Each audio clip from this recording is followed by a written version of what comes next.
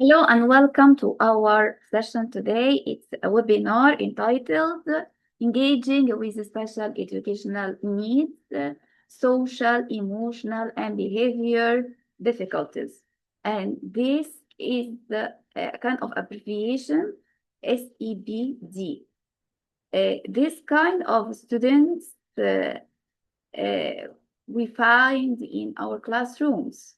Today, we are going to reflect on our experience, our attitude to teaching learners with SEBD in their classroom. We will increase the awareness of the meaning of SEBDs, the possible underlying causes of SEBDs, reflect on the importance of managing their own emotional and physical state when teaching learners with SEBDs, gain understanding of the emotional and learning needs of learners with SEBDs, and some strategies for managing learners with SEBDs in their classrooms. First of all, let's define this kind of difficulty. Have you ever faced, I wanted you to communicate using the chat box. Have you ever seen such students in your classroom? Students with problems socially, emotionally, behavior. Yes.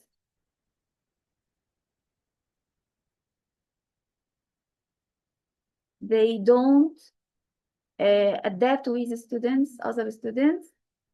They fight with others, bully others. They try to make noise. Excellent. Okay, what else? They try to speak loudly. Excellent.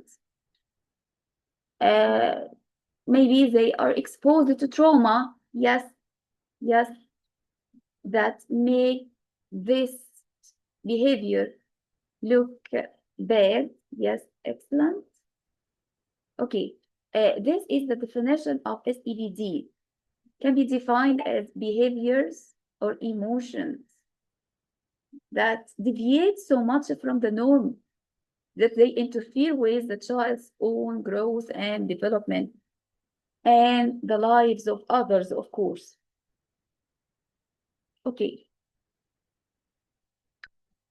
Let's see the attitudes to teaching learners with SEBDs. Of course, this is a challenging situation when you face such students in your classrooms. Here are the attitudes of teachers. Do you agree or disagree with these statements? Let's see. The first one, do you agree or not? Write in the chat box. SEBDs that shouldn't be a category of special educational needs. These children are simply badly behaved. Do you agree or disagree? Disagree because they need special treatment. Okay, thanks for participation. Learners have SEBDs as a result of poor parenting. Excellent, excellent. It can be possible that if the parents don't treat their children properly, they find them with SEBD. Good classroom management strategies will help learners with SEBD. Yes, if the teacher organized the classroom pattern well, try to engage these students in different activities, it will help a lot. Use gestures, use body language to attract their attention. Yes, excellent. Teachers find it hard to plan for learners with SEBD as they provoke strong emotions in the start or dealing with them. Yes, they try to make us, you agree? Yes, I agree with you. They try to make us be attracted to them, pay attention to them more so they can produce some bad behavior. Okay, thanks for participating.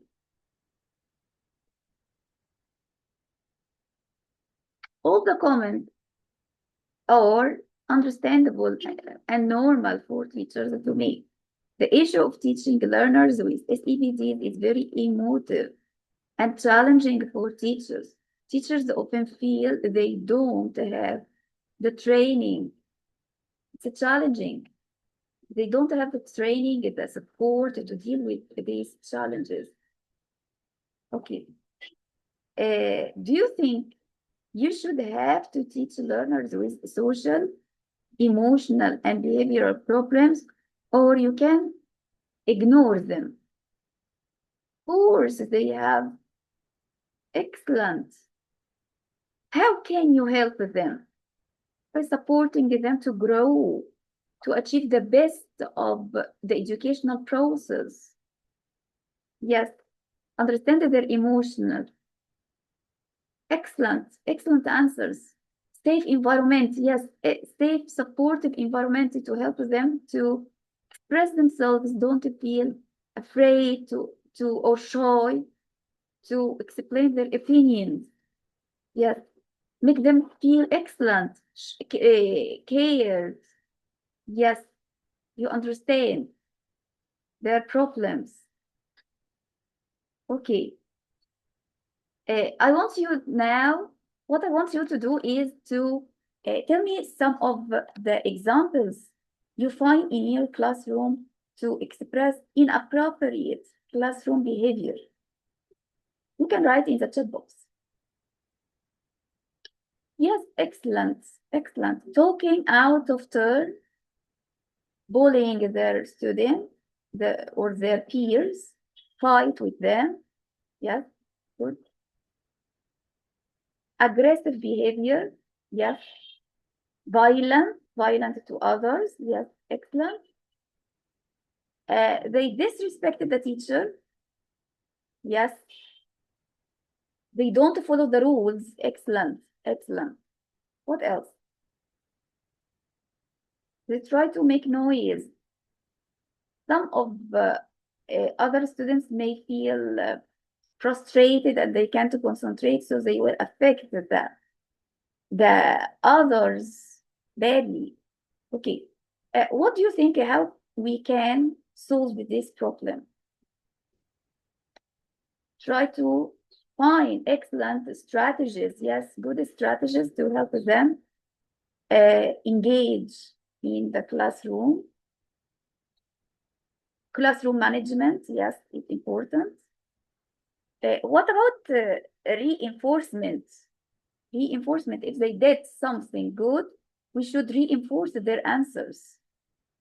Safe environment, good emotional support to manage their actions. Excellent, good answer.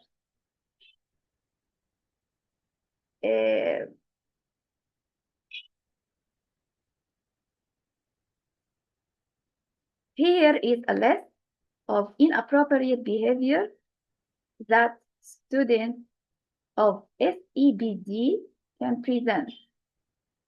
Let's read these ones.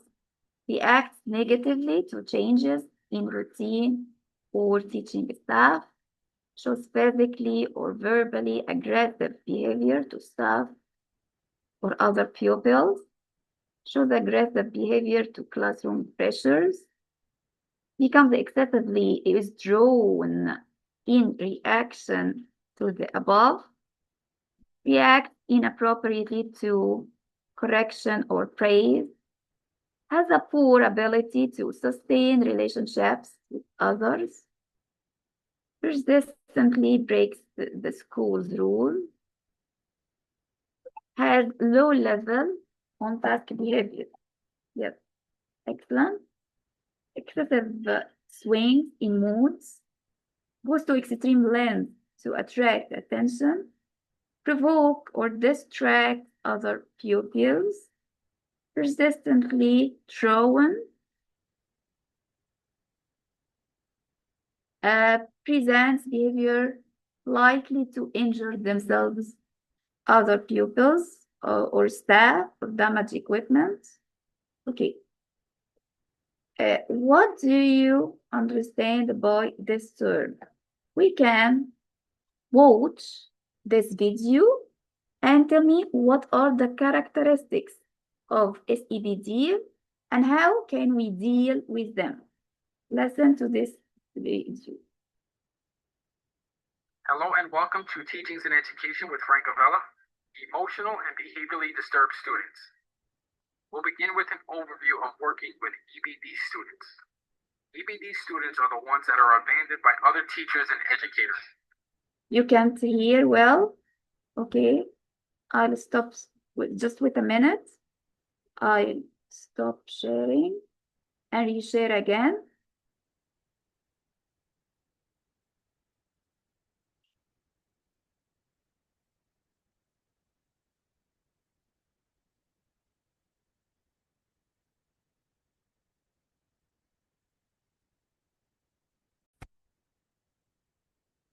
Okay. Tell me. Classroom teachers really have to be on their game when it comes to working with these students. Okay. EBD students require more time and effort than most students. The reality is that these students are very difficult to teach.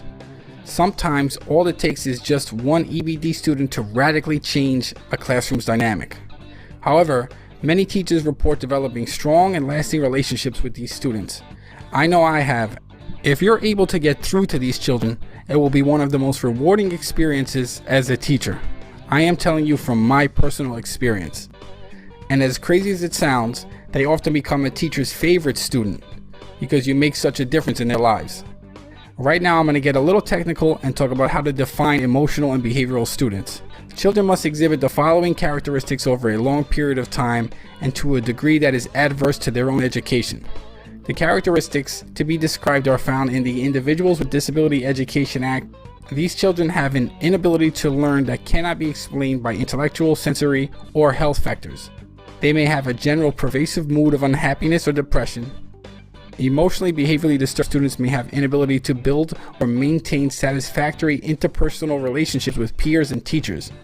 They may display inappropriate types of behavior, such as trying to start fights and whatnot. Up next, we'll explore the different types of behavior. Because of their behavior, most of these students are incapable of forming good relationships. The behavior is broken down into two types: internalizing behavior and externalizing behavior. Internalizing behaviors are actions that direct problematic energy towards one's own self.